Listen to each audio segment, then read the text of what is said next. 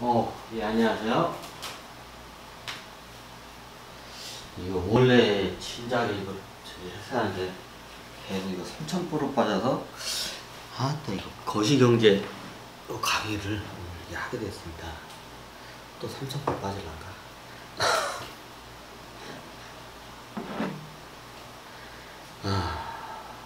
거시경제 하니까 이게 생각나네. 이게 컵이 원래 이게 저기 뭐냐 도라지청 같은 거 예전에도 얘기했는데 이게 참 좋죠. 어지간하면 또 다른 컵보다도 훨씬 나아요. 이게 보통 어디 저기 뭐냐 좀 여기 카페 같은 데 가면 이색적으로 이런 걸로 해서 주는 데가 있거든요. 이게 양 많이 해가지고. 근데 저도 이제 그거 보고 마트에 가보니까 이게 도라지청이 있길래 도라지청이 목적이 아니라 이 컵이 목적이었어요. 거시경제도 하는 것도 일로 새네. 근데 이게 보통 보통 이렇게 그냥 유리로 나오고 손잡이가 없으면 사람들이 그냥 버리잖아요. 그냥 재활용품 저기 쓰레기통이나 이런 데 보통 버리잖아요. 아니면 그냥 버리던가 쓰레기잖아요.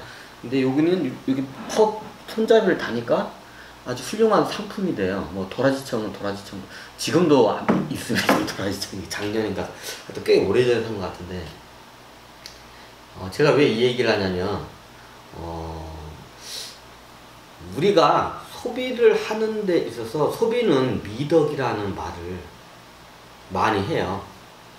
소비는 미덕이다. 아름다운 덕이다. 미덕이 아름다운 덕이죠. 소비가 아름다운 덕이다. 근데 시대적으로 옛날에 조선시대 때는 검소함이 미덕이었어요. 검소함이 미덕이었는데 이제 지금은 산업화 시대로 이제 우리가 되면서 소비가 미덕이다. 왜? 이유는 간단합니다. 내수 경제를 살리기 위해서. 내수 경제를 왜 살려야 하냐? 네. 경제가 잘 돌아야 돼요. 근데 돌아야 하는데 이게 멈추면 안 되잖아요. 멈춘다는 거는 그 누구도 공산품 같은 이런 물건을 사지 않는 거예요. 그럼 경제는 당연히 이제 공황 상태로 들어가겠죠. 그래서 언제부턴가 예전에는 저 어렸을 때만 해도 저기 검소해야 한다고, 쉽게 말하면 유신정권 시대인가? 유신정권 시대까지만 해도 검소함을 이게 많이 이게 국가 정책으로 많이 강조를 했어요. 그게 이제 70년대, 80년대, 7, 80년대죠, 보통. 잘 생각해보세요. 이제 좀 저기 연세가 좀 있으신 분 같은 경우는 다 이게 시대별로 보면 국가 시책적으로 이게 많이 해요. 그러면 그때 많이 뭐냐? 자, 그때 하면 저기 애 많이 나오면 거짓거리를 못 면한다. 예, 7, 80년대 얘기예요. 왜 그 얘기가 왜 저기 국가에서는 왜 그런 저기 홍보를 했을까요? 그 당시에 우리나라만 그런 게 아니라 이제 북한도 그랬고 중국도 그랬어요. 그래 북한이나 중국 같은 경우는 아예 공산주의 같은 산화 억제 정책으로 해가지고 일정한 저기 숫자를 저기 아이를 낳잖아요. 아예 그냥 저기 주민등록 아니 저기 등록도 안 시켜줘요. 그럼 사람은 있는데 그냥 유령 같은 사람이에요. 그래 이런 사람들은 누가 그냥 살인을 해도 이게 몰래 살인해도 살인죄가 형성이 안 돼요. 납치를 해도 이런 문제가 있었는데 근데 이게 왜 그 시대적으로 그런 게 왜 일어나고 지금은 이제 반대가 됐죠. 애 좀 낳으라고 이제 저기 이게 왜 그럴까요? 옛날에 우리나라 인구가 뭐 1,000만일 때도 있고, 이게 대한민국 기준으로 한 2천만 원이었던가 옛날에 2천만, 3천만 대 했죠, 그 당시에. 근데 지금은 한 따따블로 늘었죠. 거의 5천만 넘었다가 지금 인구가 다시 이제 줄고 있다고 죠. 자, 왜 이 얘기를 하냐면 거시 경제에 대해서 설명을 하려면 이게 우리가 물자와 인구 그리고 그 한 사람당 개인 소득이라고 하죠. 우리나라 같은 지금 3만 불이 넘었다고 몇 년 전에 발표를 했죠.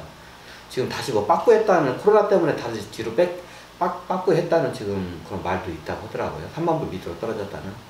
근데 중요한 거는 왜 이런 것들을 보물을 해서 왜 우리가 느낄 수 있냐면요. 사람이 한번 이게 좀 습관인 것 같아요. 소비도 습관. 근데 이게 정책 시책적으로 이게 웃기게 참 고무줄처럼 돼요. 자, 옛날 7, 80년대에도 저기 애를 낳지 말라고 막 이거를 굉장히 강요를 하고, 그리고 정관 수술 같은 거를 무상으로 해주면서 예비군 훈련을 이렇게, 예전에 남자들 예비군 훈련 되게 가기 싫었거든요. 예비군 훈련을 면제해 줬으니까 정관 수술하고 가라, 이렇게 이런 경우도 많이 있어. 왜? 애를 못 낳게 산화 정책을 하기 위해서요. 근데 그때는 2천만 밖에 안 됐어요. 2천만도 너무 많다고, 이 대한민국에. 국가에게 시책적으로는 그랬는데, 지금 5천만이 넘어서 땅이 그렇다고 뭐 넓어진, 뭐 개간해서 조금 넓어진 데는 있지만, 뭐 거의 비슷하잖아요. 근데 5천만이 넘었어요. 근데 인구가 적다고 더 나으라고 국가 시책적으로 이거를 갖다 장려를 해요. 왜 그럴까요? 그 옛날에 7, 80년대만 해도 물자를 아껴가지고 저금을 해라, 검소하게 살아라, 이게 기본적인 국가의 시책이었어요. 근데 지금은 어떻나요? 네, 소비를 장려를 합니다.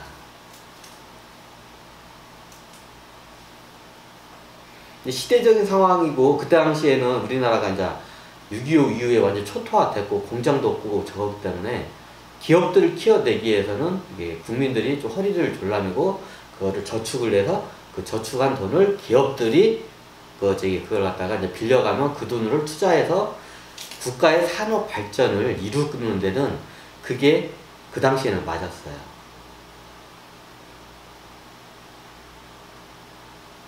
제가 왜 거시경제를 앞서서 설명하기 전에 우리가 기본적인 것도 한번 설명해야 돼요.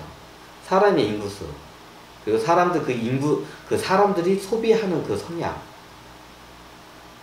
그리고 그 고용 인력 시장, 이 세 가지가 다 맞물려 가요. 이게 거시경제의 기본이에요. 옛날 조선시대나 농경사회 같은 게 우리나라에는 그냥 자기가 생산하고 자기가 먹고, 실질적으로 세금도 쌀이나 보리 같은 식량으로 이렇게 세금을 많이 냈었어요. 그리고 그거를 먹고 이제 관료들이나 군인들은 이제 그거로 이제 월급을 받고 이제 그 나라 국가 시스템이 이제 발달했죠. 근데 지금 어떻게 되나요? 지금은 화폐로 세금을 걷고, 화폐로 돈으로 월급을 주고, 그거로 물자를 사서 다 이게 경제가 돌아갑니다. 옛날과 지금이 많이 달라졌죠. 왜 이 얘기를 하냐고요? 그럼 뭐 옛날로 돌아가자는 얘기입니까? 그거는 아닙니다. 우리가 정확히 현 시대에 대해서, 우리가 살고 있는 지금의 이 시대의 경제에 대해서 정확히 좀 통찰할 필요가 있어서 제가 이렇게 설명드립니다. 이거에 대해서 제대로 알고 있어도 제대로 이렇게 말하는 분도 없고, 말을 한들 이거를 갖다가 그 누구도 귀담아 듣는 사람이 없어요. 왜냐하면 이 기본적인 걸 알아야 우리가 우리 현 경제에 대한 문제를 우리가 간파를 먼저 인지를 하고 이해를 해야 돼요. 그에서 그 다음에 어떻게 우리가 행동할지에 대해서는 그 다음에는 서로 의논을 해서 그거에 대해서 넘어갈 수 있어요. 인지도 하지 않은 상태에서 그걸 갖다가 무작위적으로 이제 넘어가면 어떻게 되냐? 네, 옛날 1900년대 1차 세계전 때 러시아가 러시아도 공황 상태였어요. 공황 상태에서 전쟁이 터지고, 그때 이 전쟁하고 공황 상태, 이 두 가지 상태에서 이제 사람들이 시민들이 미쳐 죽을 것 같으니까 그때 공산주의가 그때 최초로 들어섭니다. 그 전에는 이론적으로 막스 엥겔스 같은 이런 사회주의적인 책자 같은 거 있었지만, 이거는 이제 사람들이 거의 무시를 했죠. 이거는 불가능하다. 그런 세상 오지를 않는다. 근데 실질적으로 일어났죠. 좀 사회주의하고 공산주의하고 약간 좀 이거를 다르게 봐야하는데, 일단 사회주의로 그냥 가겠습니다. 일단 공산주의가 이제 최초로 그렇게 해서 이제 소련이 이제 탄생하고, 그 다음에 중국, 여러 나라들이 이제 이게 탄생을 하죠. 근데 초기에는 이 나라들이 잘 살아요. 왜? 그게 먹혔기 때문에. 근데 나중에 그게 안 돼요. 왜 안 됐을까요? 저도 그거에 대해서 많이 생각을 했어요. 그리고 예전에 보면 우리나라도 예전에 저 학교 다닐 때만 해도 좀 덜 했지만, 약간 공산주의에 대한, 사회주의에 대한 이런 좀 드림, 꿈을 이렇게 좀 갖고 있는 석학들이 많이 있었어요. 그래, 그리고 나중에 이제 공산주의가 이제 무너지면서 거의 우리나라 88 올림픽 이후에 무너지죠. 공산주의가 왜 무너졌냐면 88 올림픽 때문에 무너졌다고 하더라고요. 어떤 학자들의 말에 의하면. 예전에 공산주의를 선전을 할 때 공산주의 사람들이 옛날 소련, 중국이나 옛날 동유럽 같은 공산주의 국가들 있죠. 공산주의의 우월함과 자본주의의 열등함을 딱 이거를 예를 들어 이제 선전을 해야 할 거 아니에요. 국가에서. 그럼 학교에서 초등학생들이나 애들한테 가르칠 때 우리 똑같아요. 우리 어렸을 때 반공교육 하는 거고. 그럼 그 사례를 어딜 많이 통해서 이게 하냐면 한 나라인데 두 개의 체제로 분리된 나라가 크게 두 개의 나라가 있어요. 그 당시에. 세 개 나라가 있었나? 정확히 두 개 나라. 한 나라가 있었는데 나중에 이게 베트남이 있었는데 거기는 바로 그냥 공산주의 했으니까 거기는 거의 제외하고 동유럽과 동독과 서도 독일이 있고 그 다음에 우리나라에는 어떤 나라가 있나요? 네, 북한과 우리 남한이 있습니다. 북조선, 남조선이라고 위에서는 말하지만 그냥 저희는 북한과 남한으로 그냥 그 당시에 6.25 이후에 한 60년, 70년대 그 정도까지만 해도 공산주의가 거의 이게 막 퍼져나갈 때 있죠. 그 당시에 예전에 어떤 학자가 하는데 공산주의 국가에서 공산주의의 우월함을 선전하기 위해서 어느 나라를 가냐, 우리 북한과 남한을 비교를 해서 이걸 갖다가 매스컴에도 많이 그 나라에서 이게 퍼뜨리기도 하고요. 그게 교과서에서도 그게 많이 사진 같은 거를 교과서 실려가지고 공산주의 우월함을 선전하기도 많이 했다고 하더라고요. 그렇게 해서 그거를 보고 이제 아이들이 나중에 성인이 되고 이제 그 당시 맞죠? 60년대까지만 해도 맞죠? 그 짓고 세계 자체가 가난한 나라였으니까 대한민국이. 그리고 그에 반해서 북한 같은 경우에는 예전에 거기에 일제시대 때 이제 공장도 많이 있고 비교적 북한이 덜 파괴가 됐다고 하더라고요. 이런 시설 같은 게. 남쪽이 많이 파괴가 됐다고 하더라고요. 왜냐면 옛날 이게 38선 기준을 한번 쭉 내려갔다가 여기서 왔다 갔다 거기서 왔다 갔다 하다 한번 쭉 올라갔다가 또 밑으로 내려오고 하는 과정에 남쪽이 많이 이게 시설 같은 게 많이 파괴되고 북쪽도 많이 파괴됐지만 비교적 보존된 게 많이 있었다고 하더라고요. 그리고 여기 같은 경우에는 바로 잘 살아요. 우리나라보다 훨씬 잘 살아요. 중국보다도 잘 살았다고 하더라고요. 그 당시에 북한이. 근데 우리나라는 그 당시에 세계에서 제일 가난한 나라였죠. 굶어 죽는 사람들이 막 그냥 저거 했고. 그게 근데 한 30년, 40년 만에 그게 이제 뒤바뀌어 버리죠. 자꾸 중요한 때 되면 문자를 보내요. 시작되는 문자 또.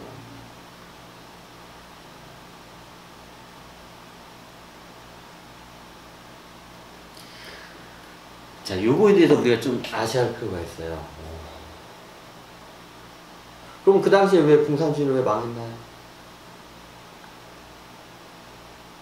88년도 올림픽 할 때 88년도까지만 해도 88년도 잘 아시겠지만 그 당시에 우리나라가 이제 북한을 앞지르고 오히려 그 당시에 우리나라 말로는 중진국이라고 소시해요. 선진국, 후진국이란 말은 있는데 중진국이란 말은 없어요. 그래서 우리나라 스스로 선진국은 아니지만 후진국에서 최고 이게 높은 단국에서 이게 선진국과 후진국 어느 나라에는 그런 말이 없어요. 다른 데서 선진국과 후진국이란 말은 있는데 그래서 우리나라에서 그때 중진국이라고 이게 선전을 많이 해요. 왜냐하면 선진국은 아닌데 후진국에서는 그래도 제일 이게 높은 단계에 이게 그래도 잘 사는 나라로 그 당시에 이제 올라왔기 때문에 88년 올림픽 때로 해가지고 그래가지고 그때 그 모습을 보니까 사람들이 그게 이제 올림픽이 열리니까 그게 이제 거의 필터링 없이 다 이제 방송이 다 나가죠. 공산권 국가에도. 그 전에는 공산권하고 이게 자본주의 국가에서 왔다 갔다 하면서 이게 올림픽을 하지만 거기 자본주의 국가에서 열릴 때는 자본주의 국가 애들만 참가하고 공산주의 국가에서 이게 올림픽 올 때 공산주의 국가만 참가하고 뭐 그러다가 그게 최초로 이제 서울에서 이제 대한민국 서울에서 올림픽 때 공산주의 국가도 같이 다 참가한 거예요. 이제 그 역사적인 왜 그렇게 됐는지는 이제 역사적인 뒤 이야기가 있는데 이제 그건 나중에 설명을 드리기도 하고요. 그 당시에 그게 방송을 이제 저기 유럽 이제 동유럽이나 이제 공산 국가 이렇게 방송이 나가요. 그 당시에 88년도 잘 아시겠지. 그 당시에 뉴스를 보면 그 물자가 없어서 잘 기억을 해보세요. 예전에 좀 연세가 있으신 분들은 뉴스에 보면 우리나라에서 보면 예전에 저기 그 지금의 러시아 소련에 보면 물자가 없어서 돈을 이렇게 가지고 가도 물자가 이렇게 빵이나 식품 이게 치약이나 비누, 빵, 생필품을 사야 할 거 아니에요 국민들이. 근데 그 생필품을 사야 하는데 돈을 가지고 가는데 줄을 갖다가 하루 종일 길게 막 몇백 미터씩 막 이게 서가지고 사요. 그래 늦게 가면 중간에 물건 떨어졌다고 문을 딱 닫아버리고 그러면 사람들이 줄 서다가 가버려요 집으로. 그 예전에 그 뉴스에도 그게 많이 나오고 신문 잡지에도 우리나라도 많이 나왔어요. 왜냐면 공산주의의 그 저기 뭐 열등한 걸 이게 선전하기 위해서 이제 우리나라도 하거든요. 그러면 그 당시에 저기 중국 같은 경우에도 예전에 뭐 저기 아사하는 경우가 이제 많이 생겼죠 한번. 우리나라 한반도 인구보다 더 훨씬 더 많은 사람들이 아사를 해요. 그게 모태똥댕이라고 때문에 그런다고 하는데 근본적으로 하면 모태똥 때문이 아니라 그 시인 국민 의식 때문에 그래요. 자, 그 공산국가 옛날 보면 물자를 갖다 하나 사는데, 자, 우리나라 봐봐요. 물건 사러 줄 서면 좋지. 막 물건 더 저기 떼어가지고 수익을 나니까 막 서로 떼어가지고 더 팔라고 하지. 자, 이게 당연하잖아요, 우리나라에서는. 그런데 이게 옛날 공산국가에서는 줄을 서, 그래도 못 사.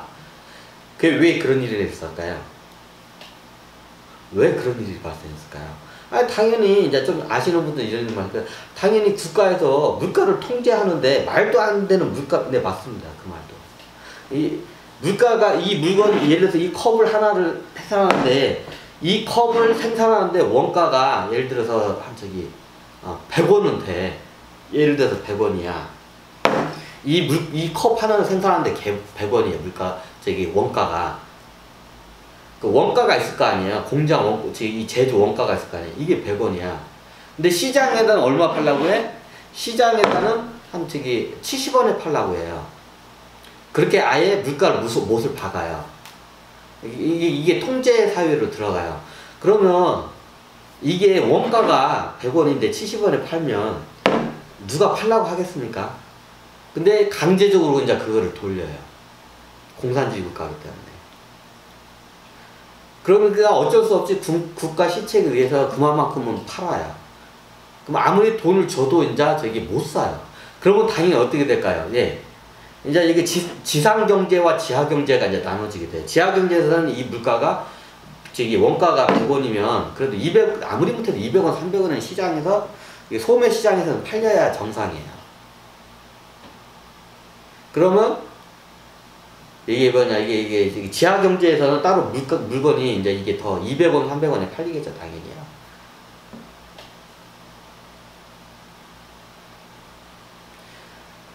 그럼 뭐 직접 배급하면 그렇게도 하죠.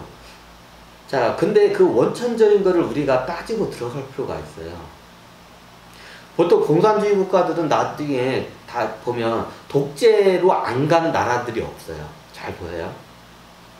독재로 안 간 나라들이 없어요. 근데 왜 독재라는 거는 강력한 통제로 이게 중앙에서 통제를 하는 시스템으로 가는 거야. 근데 왜 통제를 할 수밖에 없냐면, 이 말을 하기는 좀 저건데, 원래 이게 시스템이 어떻게 가냐면, 처음에는 그냥 이게 부족 사회주의 국가 시스템으로 가요. 근데 부족 국가는 이게 소단이기 때문에 그게 가능해요. 근데 이게 큰 시스템으로 국가적으로 가잖아요. 그럼 그게 안 돼요. 좀 약간 집단 이기주의나 개인 이기적 이제 성향이 나중에 강해지기 때문에 이게 좀 틀려요.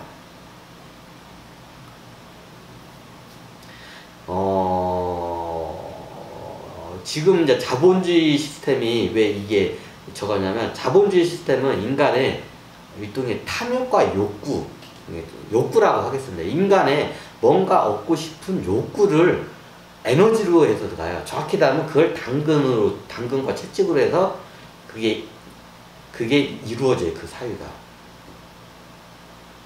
내 가족들의 돈을 벌어서 내 가족들한테 이게 빵과 아니면 교육 시스템, 교육 혜택이나 여러 가지 이런 복지 이런 거 갖다가 해주고 싶어. 아니면 나도 이제 차를 타고 싶고 여행도 다니고 싶어. 네, 그 좋은 옷을 입고 싶어. 좋은 집에 살고 싶어. 이게 기본 욕구입니다. 그 욕구를 채우기 위해서 어떻게 하나요? 네, 노동을 해야 합니다. 이게 자본주의가 돌아가는 기본 시스템이에요. 이거부터 알아야 돼요. 근데 옛날 우리 공산주의 국가, 사회주의 국가는 어떠나요? 국가에서 다 해줍니다. 일자리도 다 해줘요. 그런데 굳이 내가 일을 뭐 빡세게 하지 않고 열심히 하지 않아도 나한테 똑같이 다 돌아옵니다. 모든 게. 그러면 누구나 자기가 이 사회로부터 뭔가 우리가 노동을 지금 하는 건 다 사회에 대해 뭔가를 갖다가 베푸는 행위예요. 지금 우리가 돈을 벌기 위한 그 목적으로 하지만 최종적으로는 이 사회에게 우리가 베푸는 행동을 하는 거예요. 그 돈을 벌므로써. 자본주의는 이렇게 돌아가요. 근데 사회주의로 가면 굳이 내가 일을 베풀지 않고 일을 하지 않아도 이 사회가 알아서 나한테 다 충족을 해줘. 그럼 굳이 내가 뼈 빠지게 일을 할 필요가 없겠죠. 그럼 그에 대한 사회가 이제 이게 문명이 발달한 것도 더뎌져요. 이제 모든 문명이 다 자본주의에서는 굉장히 자본주의에서 확 올라왔는데 사회주의는 거의 정체를 해요. 이제 뭐만 발달하냐, 이제 뭐 이런 핵 같은 거, 핵이나 무기 기술 있잖아요. 왜냐, 그거는 최소한 우리가 나라를 보호를 하기 때문에 무기 기술만 발달을 하고 나머지는 거의 발달을 안 해요. 근데 자본주의 국가는 건 쭉 모든 다방면으로 다 발달을 해요. 이제 이런 욕구를 해결을 해주고 함으로써 그에 대한 대가를 돈이라는 이제 경제에서 뭔가 구입을 할 수 있고 서비스를 구입을 할 수 있는 그런 그 혜택을 주기 때문에 그게 가능을 해요. 근데 공산주의 국가는 그게 없죠. 그냥 똑같이 가버리니까 나중에 인민들이라고 했죠. 그냥 일반 시민들이 혜택을 많이 받고 싶어요. 이게 공산주의의 기본 시스템이에요. 우리가 좀 그 본질을 갖다가 잘 이거를 볼 필요가 있어요. 그 예전에도 뭐 앞으로도 우리가 닥칠 여러 가지 이제 문제들이 많아요. 근데 다행히도 지금 현재 지구에 있는 사람들이 그걸 갖다 해결하고자 하는 사람들이 되게 긍정적으로 보고 있습니다. 하지만 역으로 그거를 이게 어디 밀실이나 좀 어두운 데에서 그걸 갖다 역으로 이용하려는 세력들도 많이 있습니다. 제가 이 거시경제에 대해서 한번 설명을 하기 전에 요런 걸 한번 좀 설명을 먼저 해야 할 것 같아요. 왜 그 시대에 약 100년도 못 버텼죠? 공산국가들이. 왜 공산국가들이 그렇게 갔는지. 그러면 자본주의 국가들은 오래 갔습니다. 근데 자본주의 국가들도 지금 굉장히 문제가 많이 일어나고 있습니다. 자, 그 왜에 대해서는 여러분들이 같이 풀어야 돼요. 제가 아무리 좋은 강의를 내놓고, 제가 아무리 뛰어난 지도자들이 배출이 돼도 시민들의 의식이 깨지 않으면 그게 그냥 허상일 뿐이에요. 그냥 좋은 설계의 밑그림일 뿐이죠.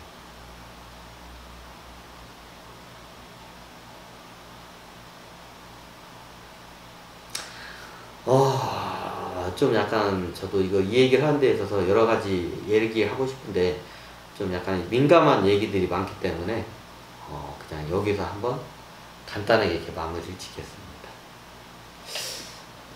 또 거시경제에다가 거시경제에 대해 설명하기 전에 미리 한번 이거를 여러분들에게 한번 이거 좀 요거 정도는 왜 좀 생각을 한번 해봐야 할 것 같아서 이걸 한번 제가 이렇게 강의를 한번 내놨습니다. 네, 감사합니다.